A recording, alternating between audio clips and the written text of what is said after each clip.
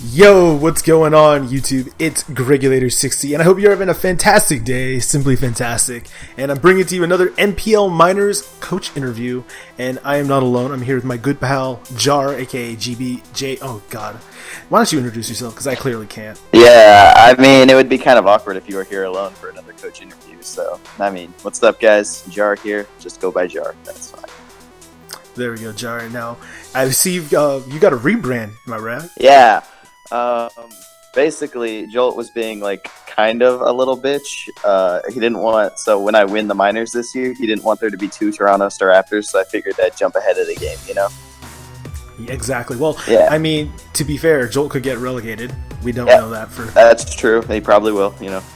Exactly. And so it's a good thing that you got a really I'll nice rebrand logo. Back so there'll still be a Toronto Star Raptors in the majors for him. Okay, that sounds like an ideal plan. 100%. What can I say? I'm a nice guy. Very nice. Only nice people play stall, by the way. All stall yeah. players are very nice people. Very I'm pretty sure you've heard that a lot. And speaking of stall, I mean, your team last season was the furthest thing from stall. It looks like you had some nice bulky offense. Latios, it was pretty hyper offensive actually. I didn't have many walls. I just kind of drafted some lower tier. At least I didn't use my mini picks for my walls. I had late picks that I grabbed some walls. But last year's team was interesting. It had some problems, but I overall liked my draft, and I thought it did really well. I found a lot of really good picks that performed way better than I expected them to. Like Golbat and Umbreon, my last two picks, both did exceptionally well last season for what I expected of them. Oh, wow, that's really nice. I mean, your team, obviously, when you have a Pokemon like Mega Latios, people just gravitate naturally towards that team being one of the better teams in the league. And, you know, I would say last season was a bit less than ideal for you. You know, what can you take away from last year as far as moving forward to this season? I think one of the problems I fell on was I didn't have a good Zmon. You look at my team, none of my, like even Weavile and Takeo Valley, and all of them deal pretty well without Z crystals. And, you know, the offensive synergy just wasn't really there for the team. I think that was the biggest problem I ran into. I mean, look at my team. What really wants to take on a bulky water type on my offense besides like Mega Latios, Calm Minding up on them? I think my offensive synergy just wasn't really there, and I think that really hurt me. Also, I think the team did really, really well on some games, but my matchup, like I said, wasn't always fantastic, and I did lose a few games to hacks last season that could have got me in the playoffs. But I mean, I took down guys like Aster. Like I would have 5-0'd Rob if he beat my Azumarill correctly. So just a few things, little things I can fix, and I think I'll do just fine this season. Yeah, definitely. I mean, you're definitely talented enough to make a really good run, especially with a more extended season. There's more games, I guess, to afford to lose, if that makes sense. Yeah, that was actually a big problem. A lot of me and the coaches that were actually talking about that last season is what we ran into was the fact that there was only, 7 games last year, so you lose 3 of them, and your best bet is to go 1 game above 500, which we all thought was a little bit ridiculous. So having more games really helps, and I think that's why you see people like me, Ace, who hacks influenced the early parts of our seasons, had really a tough time to get back into playoff contention. And I'm not saying I should have won every game. I mean, there was games that I got absolutely blown back by, like David. I remember last season his Mega Kangaskhan was just absolutely tore through me. So I definitely think I can learn from a few things. But yeah, I think if just the dice roll a little bit better with more games, I think I'll be all right. Yeah, well, luckily for you, we are going to be doing a lot more games here in NPL Miners. As far as like this draft is concerning, what are you looking forward to drafting? If you want to go ahead and share that with us. Yeah, so for my NPL Miners draft, I kind of want to try...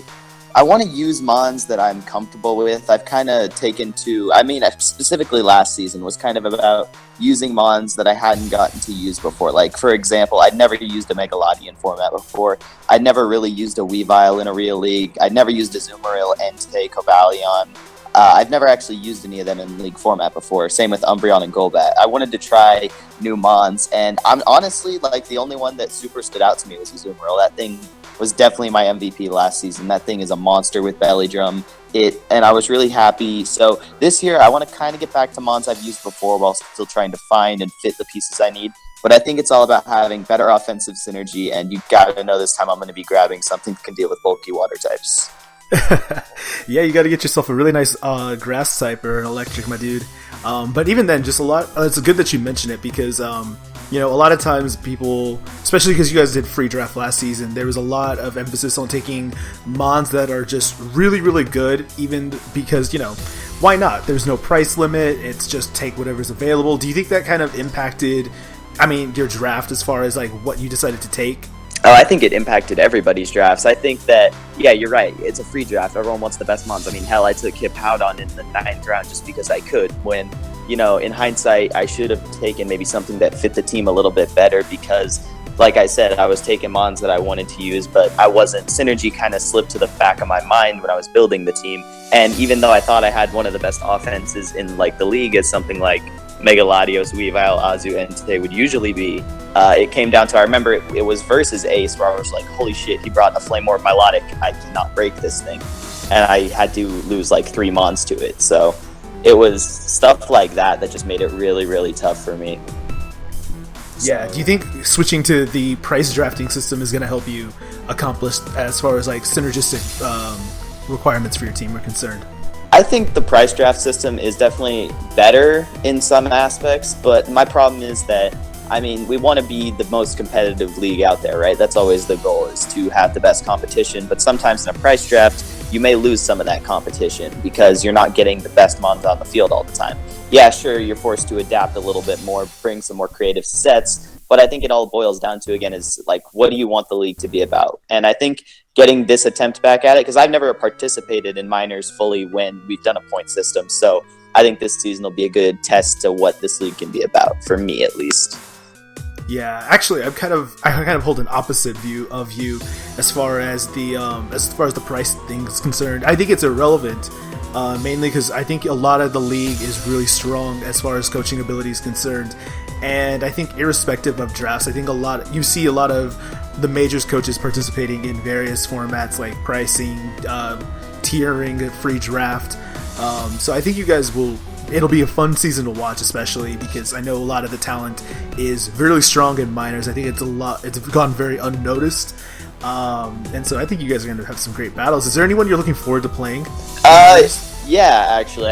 I always enjoy kicking Aster's ass. That's usually a bright spot of every season I've ever played in him with the league. He's never won a game against me, ever. Oh, never? Format. No, I'm 5-0 against him. So that feels really good. I'm looking forward to playing him as always. A good friend of mine.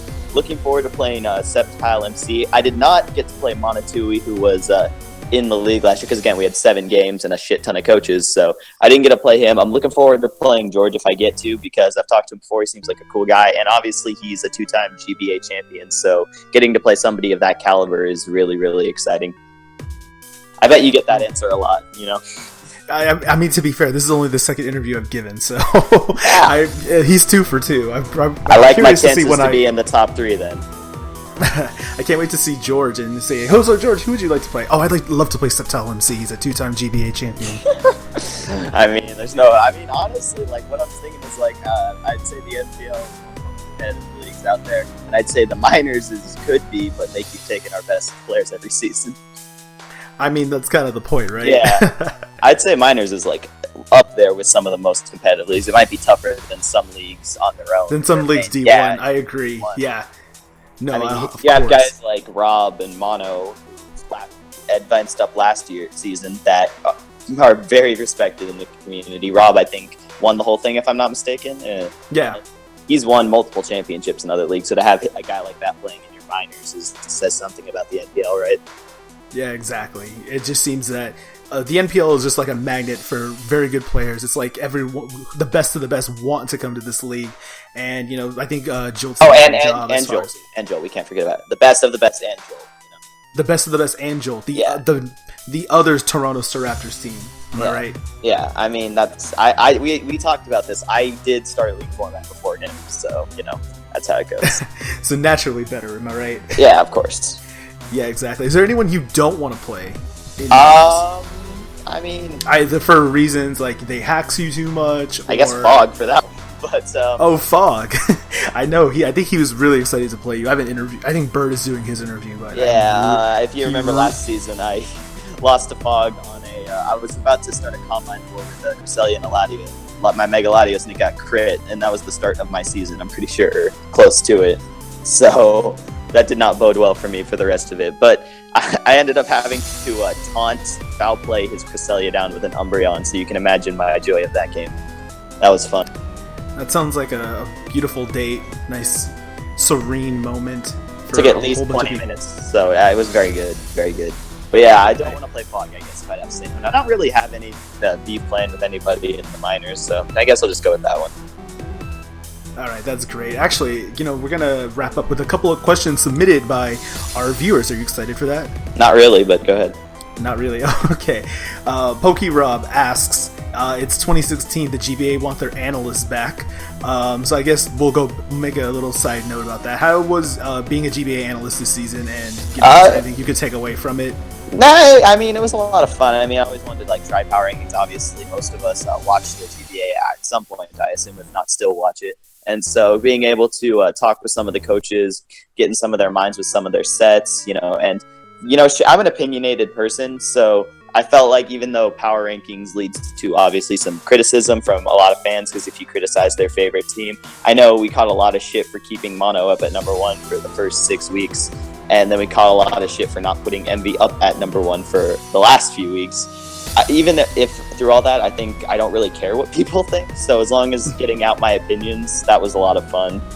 But I mean, just the workload of power rankings is a lot, man. Think about it. You got 16 teams, you got 8 matches to watch. You got to watch both sides, got to watch all the team builders, got to take notes, got to make notes of the impact plays. It's a lot of work to get all that stuff done. No, definitely. I'm pretty sure you gained a lot of information and knowledge from that as well, as far as your own building is concerned. Speaking of the GBA, Monatui asks you, are you a stall player? I asked him if he was a GBA champion, so I think we found some middle ground there. Actually, on a side note, do you think, because the perception people have of you is, huge stall player, do you think that affects their building for you, and do you kind of try to take advantage of that, or does it not mind you? I kind of made that as a joke. I remember that was the first video for the GBA we did. It was me and Rob back then, is how long ago that was his only video for power ranking. His best video, too. Yeah, I mean, if you look, it is one of the, besides the draft streams, it is the most popular video on the GBA channel. So we did something right with that one, but it was a lot of fun to do that. But yeah, that joke was kind of just a thing to keep people to throw back to when I first started League format. Because I was the one who taught Rob how to play League format back then, and how I always taught him to build was to pick his wall. How I build is I pick my walls first, I find their biggest threats, and I find how I can stop them in any way. It could be a wall, it could be a berry, it could be any of that crap. But that's kind of where it comes from. And then it throws back to my favorite team I've ever drafted, and my only championship team was the first 3 picks I made were Mega Sableye, Jirachi, Togekiss. And I basically just used that core to toxic stall every single team I ran up against, flinch them down. That's funny. My very first league team was, my first 3 picks, I think, were Mega Sableye, Clefable, Slowbro. So I mean, it works. I mean, you gotta have good walls for a team. There's a reason Clefable is one of the best mons in league format. There's a reason that people draft walls in the first round, is because they're a key part of the format. You gotta have something to stop. There's a reason I think Zapdos is the best electric type in league format, because it is one of the best walls in the game. It can be offensive, and you gotta find that middle ground sometimes. Yeah, and often the times, Zapdos' utility, being able to play both sides of the spectrum as far as team building is concerned. If you really enjoy building, I would love to try Zapdos. I've never had Zapdos. It's always, someone always I've had it twice. From me. No, that's because it goes early. It's because it's one of the best walls in the game. It defogs. It's really, really good. But the thing I will say is that this is something I've noticed people do against me. This goes all the way back to the GPC, and with some of the teams I draft, with all the big walls I had, the reason I think the Mega Sableye Jirachi was the most successful for me was because of the fact that I had 2 people to catch Toxics. People love to run Toxic against me because I take fat shit that, Cresselia, Hippowdon, Umbreon, that can be Toxic, and that's the way you wear it down. And I literally ran into every single GPC game expecting 5 months to have Toxic, because my core was Hippowdon, Zapdos, Alomomola. which I love. I love Alomomola, so it's one of my favorites too. Yeah, that's another reason I get called a stall player, is because Alomomola is one of my favorite mons. So even though it fits better on balance, that's just my opinion. Well, I mean, you can be wrong. I mean, stuff happens. We'll save that for another day. Okay, we'll wrap this up with our final question, and it's going to come from Iron Flash Gaming. How many straight guys have sucked your dick this week? First of all, Zazo, you spelled straight wrong. I noticed that. So, do you want to know where this comes from? Do you know where this comes from? I actually don't. Okay. This is something that goes back to when I first started talking to the NPL guys, because I was talking to the NPL guys well before I joined minors or anything like that. I was kind of a friend before I was a coach in minors, and what happened was I watch a lot of comedians on Netflix, and that goes back to one of them named Bo Burnham, who quickly became my favorite comedian, some of my friends' favorite comedian. And he tells a joke during one of his things that's like, "Don't you hate it when you're sucking a guy's dick and he ends up being a faggot?" So one day I just hopped in call and said that joke for no reason, and then Riz, doing what he did basically with like "Happy Birthday Jolt," just made it a thing. That's actually the joke is one of the things. If you're in the NPL fan server, if you type !Jarr1, that's what it says. It says that joke. So that goes back to like first time I talked to those guys. Oh my god, that's hilarious. Actually, funny that you mentioned it. Guys, there'll be a link down below to the NPL fan server. I highly recommend you guys join it. If you guys are interested, you can support Jarr by asking to join. Huh? Don't? Okay, no. Go join the Montreal Habsouls. There you go. Accept you.